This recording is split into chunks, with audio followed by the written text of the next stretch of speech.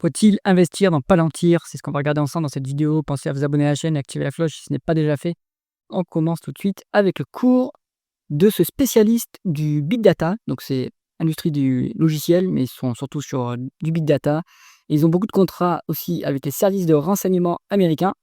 Donc ils sont très liés au gouvernement aussi. Il faut l'avoir en tête. Le cours de l'action a fait un crash en 2023. Donc c'est une action qui a été cotée que depuis fin 2020. Donc envolée post-introduction en bourse, jusqu'à 45 $, crash, comme tout l'ensemble du secteur tech, jusqu'à 5 $ en 2023. Donc ça fait mal quand même, division presque 8 ou 9. Et depuis, ça rebondit joyeusement. On se trouve au plus haut absolu, 137 $.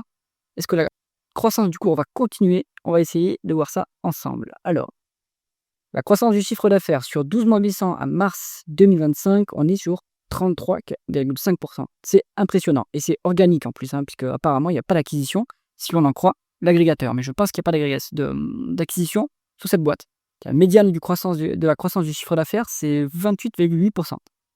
Donc, ça a très fortement ralenti en 2023. Le cours a été pénalisé pour ça. Point bas atteint de la croissance en septembre 2023. Depuis, ça rebondit et ça accélère. Bon, donc on est sur une boîte de très forte croissance. Alors, on va regarder les taux de marge. Ce qu'on veut voir sur une boîte qui fait de la croissance, c'est bien sûr des taux de marge en augmentation. Alors, sur le taux de marge brut, ça n'a pas vraiment beaucoup de sens dans le logiciel, puisque finalement, il y a assez peu de coûts des intrants. Bon, on est sur une 80%, on a du pricing power, maîtriser tes coûts sans problème. Par contre, ce qui est plus intéressant à voir, c'est taux de marge d'EBITDA et taux de marge net. Donc, un taux de marge net qui est au-dessus du taux de marge d'EBITDA. Donc ça peut se passer quand il y a du résultat financier positif. Sur le résultat financier positif, il peut venir soit de participation mise en équivalence, soit des gains de placement de trésorerie, si on a de la trésorerie nette. On va aller voir ça après. En tout cas, augmentation des taux de marge d'EBITDA et des taux de marge net. Le seuil de rentabilité a été atteint en 2023. Depuis, ça ne fait qu'augmenter.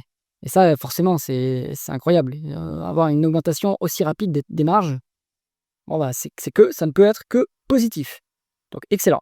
Ensuite, conversion de bénéfices nets en free cash flow. Est-ce qu'il y a des free cash flow? Et de ces free cash flow, il faudra aussi garder en tête que c'est une boîte tech qui verse beaucoup de stock-based compensation. Ça, c'est-à-dire, ce sont des actions ou des options qui donnent droit à des actions gratuites aux salariés et aux ingénieurs. Et là, vous en avez pour 23% du chiffre d'affaires. C'est énorme. Donc, ces free cash flow, en fait, il faut les retraiter de ces stock-based compensation. Et on n'est pas forcément à ce niveau-là. Depuis le début de la cotation, on n'est pas rentable. Est-ce que à moyen terme, on l'est? Enfin, plus court terme, on l'est, oui. Sur 3 ans, on est rentable. Sur 1 an, on est rentable. Donc, c'est bien. Et la rentabilité est en train d'augmenter. Ça, c'est pas mal. Bon, pour valoriser l'entreprise, on pourra utiliser le PER. Comme ça, on pourra négliger l'influence des stock-based compensation. En gardant en tête que les free cash flow sont plus élevés, mais il faut les retraiter. Est-ce qu'on est BFR négatif sur cette entreprise? Normalement, le logiciel, c'est BFR négatif. On paye des abonnements annuels ou alors mensuels. En tout cas, on a ce qui s'appelle l'ARR, le Annual Recurring Revenue sur ces boîtes. Alors que du coup, on est payé en avance par ses clients et puis on a finalement peu de coûts des intrants. Donc, on n'a pas beaucoup de fournisseurs à payer. Le fournisseur à payer pour Palantir, ça va être, s'ils ont de l'hébergement cloud, ça va être principalement ça en fait. Et s'ils ont leur propre cloud, ou sinon ils vont devoir payer leurs factures Amazon ou Google Cloud. Donc voilà, ils sont BFR négatifs, mais en fait on va dire presque nuls. Est-ce que ça s'améliore ça? Ça s'améliore pas forcément, ça se dégrade. Donc attention, on va peut-être repasser en BFR positif. Bon, dommage, parce que ça consomme de la liquidité évidemment d'être BFR positif.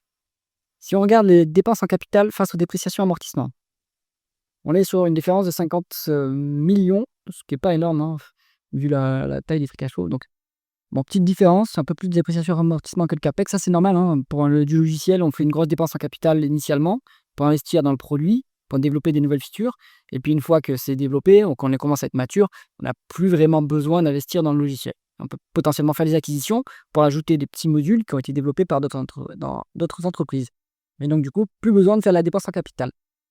Bon, est-ce qu'il y a des other non-cash items? On est sur 16 milliards. Donc oui, alors qu'est-ce qu'il y a là-dedans? Il faut aller voir. Mais c'est aussi ça qui explique des free cash flow positifs. Bon, je pense qu'on pourra utiliser quand même le PER pour valoriser Palantir pour se prémunir des stock-based compensation. Ou à la limite, l'entreprise sur EBITDA, ça marche très bien. La rentabilité maintenant. Alors, on est passé rentable en septembre 2023, on l'a vu, et là, c'est en train d'augmenter. Pour l'instant, c'est pas fantastique, hein, c'est 7 de rendement des capitaux investis. Pour du logiciel, c'est peu, hein. Si vous regardez, Microsoft, on est au-delà de 25. Donc bon, c'est normal, c'est en augmentation. On a de moins en moins besoin de capital pour générer des bénéfices opérationnels, hein. Donc ça s'améliore, c'est très bien. Ensuite, l'endettement du groupe, il est cash net, ce groupe, c'est bien.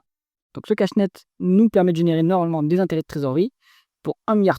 Excellent, hein. Vous voyez, ça a accéléré depuis 2022 parce que les taux en fait ont monté, hein, aux États-Unis, enfin partout dans le monde, les taux ont monté. Donc du coup, la trésorerie s'est mise à être très bien rémunérée. Donc on en profite et c'est ça qui fait qu'en fait, on a notre taux de marge d'EBITDA qui est inférieur au taux de marge net, hein. Le taux de marge net est supérieur parce qu'il y a du résultat financier. Donc excellent. Et puis cette trésorerie, grossit, elle grossit. Alors, est-ce que ça a intérêt de faire grossir de la trésorerie? Oui, peut-être ça génère des intérêts, mais bon, ces intérêts, ils ont un taux de rémunération, enfin ces placements de trésorerie a un taux d'intérêt de, 4 au cours enfin, actuellement, vous avez des fonds monétaires à 4 en dollars US. Bon, 4 c'est peut-être pas une rentabilité satisfaisante pour un actionnaire, donc il faudrait lui rendre ce cash ou l'utiliser pour, générer, une rentabilité supérieure.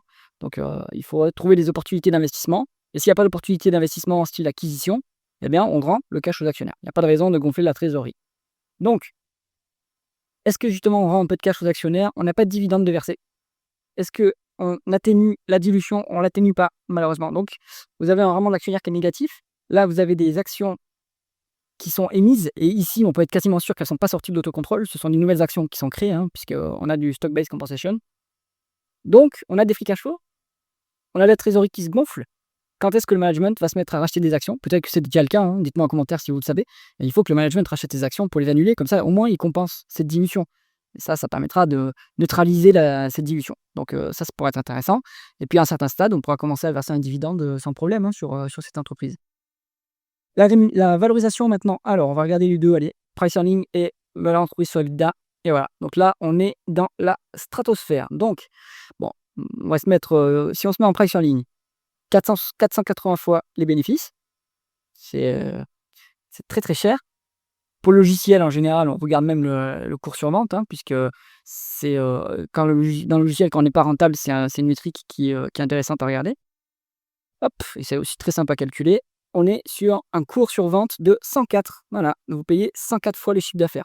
Bon, est-ce que, c'est surévalué? Bah, en fait, difficile à dire. Regardez, sur les 12 prochains mois, on n'est plus qu'à 78.